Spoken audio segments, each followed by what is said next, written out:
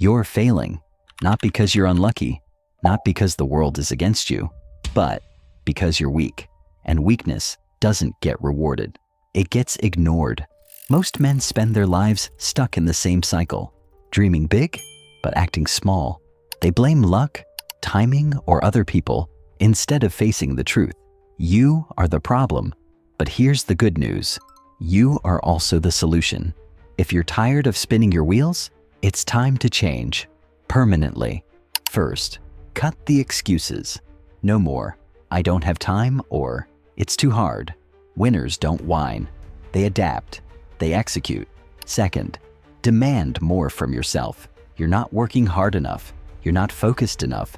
Push harder, go longer, and outwork everyone in the room. Third, measure progress brutally. If you're not tracking your wins and losses, you're just guessing. Winners keep score.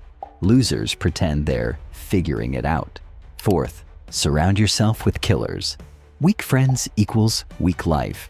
If your circle isn't pushing you, they're holding you back. Stop waiting for permission. Stop waiting for motivation. Start today. And if you're serious about winning, hit subscribe